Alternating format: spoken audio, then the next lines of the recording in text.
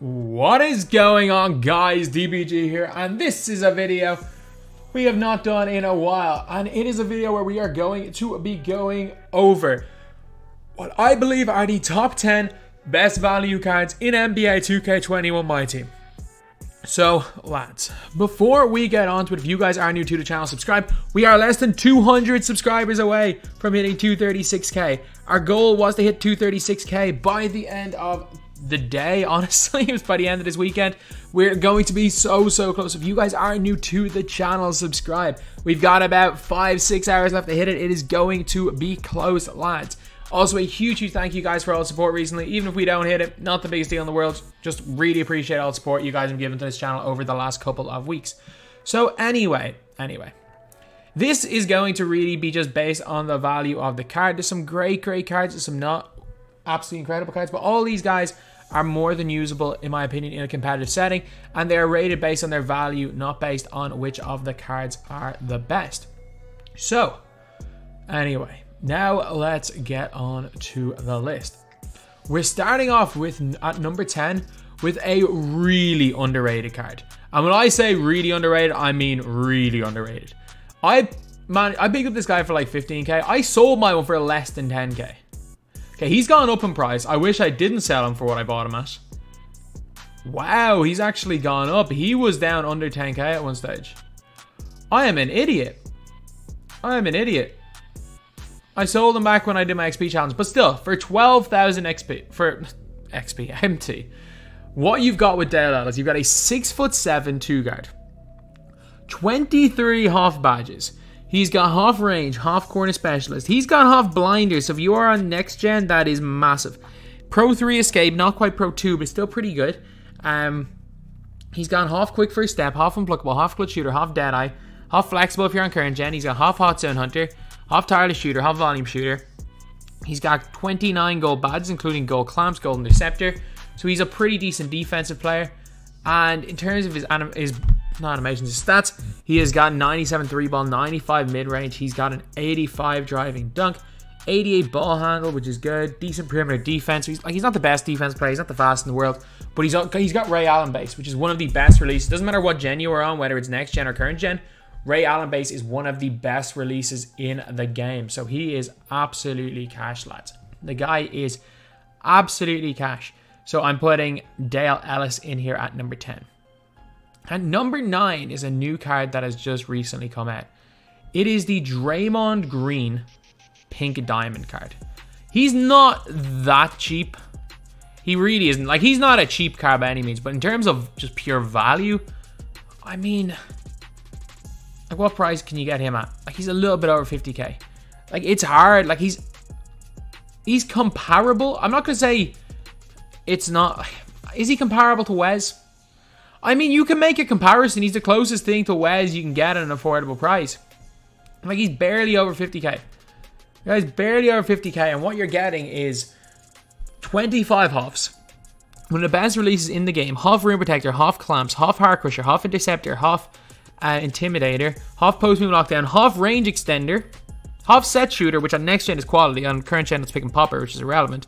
He's got half quick first step as well. He can handle the ball. Can't curry slide though. He's also got gold showtime. He's got gold stop and go, which doesn't do anything.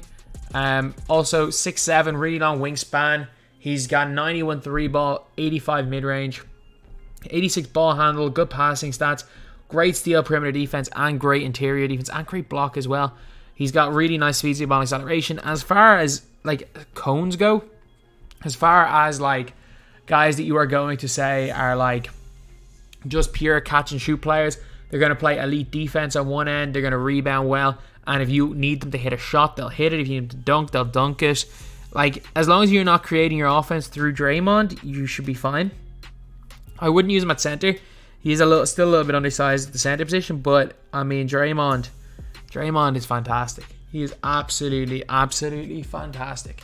However, if you don't have the 50k for Draymond Green, there is a guy that has this exact same jump shot as Draymond Green, and he is extremely cheap. And he's also taller than Draymond, and in my opinion, they dribble at a very similar rate. you've got Austin Crochet. So Austin Crochet at one stage was 1000 MT. He's now like 1900 MT. You know what? I still think it doesn't matter. I still think at 1900 you've got a steal. So what you've got, yes, he doesn't have the Hoff badges, but the guy's got Hoff range, which is one of the most important badges for almost every position, especially if they're handling the ball. He's got Hoff goal catch and shoot, goal corner specialist. He's got goal timer, gold rim protector, gold clamps, gold chase harness, gold pick dodger, gold heart crusher, gold interceptor, gold intimidator. So he's got all the key badges on gold. He's also 6'9", so he's 3 inches taller than Draymond. If you're on next gen, he's got blinders, which is big. He's got a fantastic release, Draymond release like. He's got Hot Zone Hunter gold. There's a reason why people are so high on Draymond. A lot of it is to do with release, as well as that Austin Crochet has got great 3-ball mid-range, good dunk, good ball handle, pretty decent overall defense. That's not great, but decent. Good speed, 2-ball acceleration, like a tiny worse than Draymond, but very comparable, and decent enough lateral quickness. As well as that, he's got a lot more length than Draymond, so he's going to feel kind of similar. So yes, he's not as good as Draymond, but the fact is that he is 1/25th of the price. He is literally like, what's that, like 2.5%? No, I'm wrong with that. He's 4% of the price. I'm so dumb. 25 by 4 is 100. He is 4% of the price of Draymond Green. And he's not as good, but he's, I mean, I'll give you something kind of similar, especially at power forward. Now we are on to number 7. And this guy's not cheap, but you have to put him on the list. It's Lamar Odom. He's one of the best. He is one of the best at his position. He's got 2 awful cards. And for 60k, you get this pink diamond card. Like, look, he's got everything. Off posterizer / showtime. On next gen, he can curry. Off quick first step, unpluckable. Got gold drop stepper, gold range extender, gold rim protector, gold clamps. He's got gold off ball pest, gold rebound chaser, gold pogo, gold post move lockdown. Like, again, does he have gold blinders? Did I see that? Maybe that's just the next gen one. No, I don't think he does. But he's got gold, like pick and popper, gold set shooter, gold range. He's got like basically 85 plus in everything. Like passing accuracy is the own, and block. He's 6'10", so he's got really good length. His lateral quickness is pretty decent. His speed is good. So like, I think he's better than Draymond. I don't think he's much better than Draymond. I think he's better, even though he's a little more expensive. But he is in here at number 7 instead of number 9. But if you guys prefer Draymond, that is perfectly fine. So now we are on to number 6 right here. And at number 6, we have got whatever version of Pink Diamond Karl Anthony Towns is cheaper. I reckon if you can get one with a 5k of the other, I would go for it. So like if you can get the hero one for within 5k, I know he's not, he's more than 5k difference, but if you could get the hero one for within 5k of the Pink Diamond one, I would go for that. But like, if you guys know me, I literally paid 28k for my one yesterday. I did it in the video. So let's see what price he's going for right now. Sunday prices are always high. Like he's 4k more expensive than I bought him for. Wow, he's quite a bit more expensive. Even with tax, I'll make a profit if I sell him.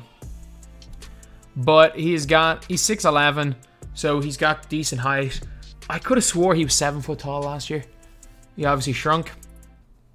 He's got half catch and shoot, half corner specialist. He's got half rim, half heart crusher, intimidator, showtime / posterizer.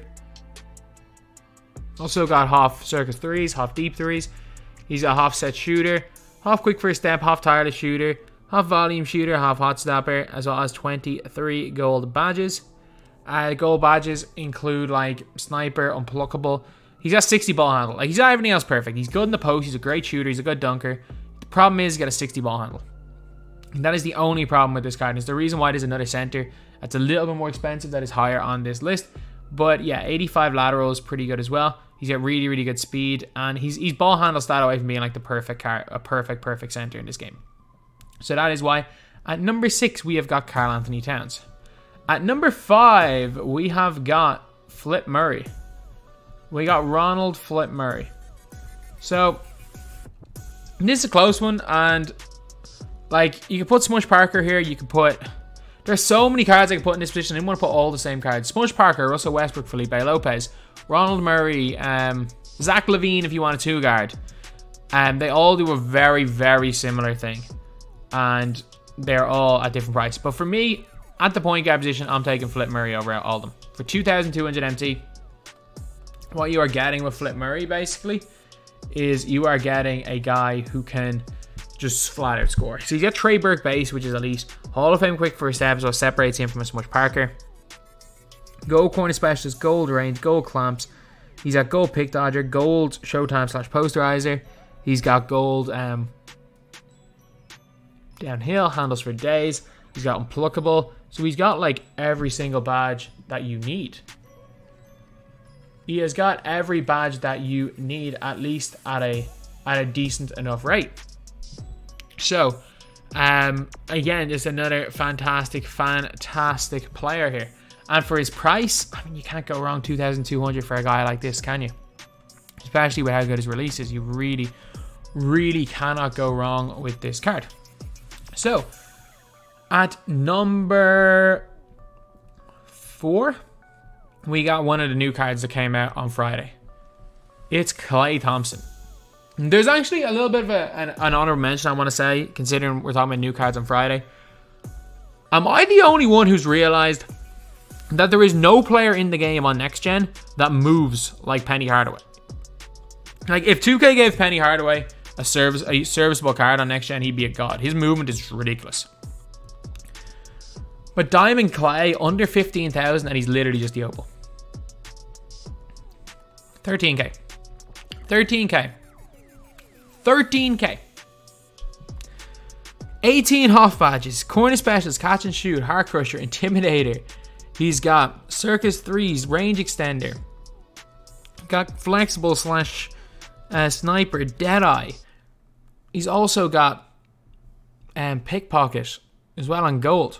Bailout on gold. Set shooter, which is pick and popper. But it's way more OP on this gen. He's got quick free step on gold and pluckable on gold. Literally, you give this dude blinders, and you've got one of the best 3&D players in this game on next gen. And then on current gen, he doesn't even need anything. He's just already one of the best 3&D players in the game. The guy is absolutely fantastic. He is a must buy. The fact that he is number 3, it just shows the level of these higher players. Or number 4, level of these higher players. And number 3, we got, I hope he hasn't gone up since earlier. I bought my one for like 31k earlier today. I did talk earlier about how he's basically just Dirk Nowitzki. It's the Mantis Sabonis Pink Diamond. So there's no way he's above 40k. But he's literally just Dirk Nowitzki. Like, he's actually better stats wise than Dirk Nowitzki, and the exact same badges wise. So you're paying about 40k, and yes, he doesn't quite have the length of Dirk, but he's 6'11", 29 Hoff. So he's like comparable badge wise to a Wes. Like, he's got half Intimidator, half deep hooks if you're on current gen. He literally can post hook people from the 3-point line. Well, not literally. He can post hook people from outside the key. He's got half blinders on next gen, which is incredible. Half circus threes, half deep threes. He's also got set shooter, which is great. Pick and popper on current gen, which is great on next gen. He's got half quick first step as well. He's got clamps. He's got showtime on gold. Heart crusher on gold. He's got unpluckable on gold. Handles for days on gold, which is insane. He's got an unbelievable post game. Great post looking fadeaway. He's got a ridiculous mid-range and 3-ball. He's also got not a great drive and dunk, but a good standing. Ball handler 79. To be honest, anything above 70 is fine. On next gen 79, you don't need to do anything with it. And if you are on current gen, literally all you have to do to fix it is get someone with floor general on the floor and just put a random diamond shoe on him that costs 5k MT. Like a ball handle plus 3 shoe doesn't cost that much. He's also got decent perimeter defense, really good steal. Not a great block rating though, but it's fine. He's got a little bit of a short wingspan. That is a bit of a problem, but he's got insane, like, the speed. He's just better. He's the better version of Cat. Like, he's just Cat, but like better at almost everything except shot blocking. And also has 4 extra half badges. Like, the Mantis Sabonis, because of his ball handle stat, I'm definitely putting Sabonis ahead of Karl Anthony Towns, but they're both great. They're both great. There's a reason why I've actually taken Dino out of my team.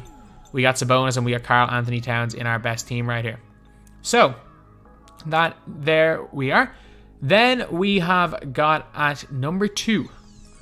At number 2, like you guys know who I'm putting in at number 2. Malik Sili.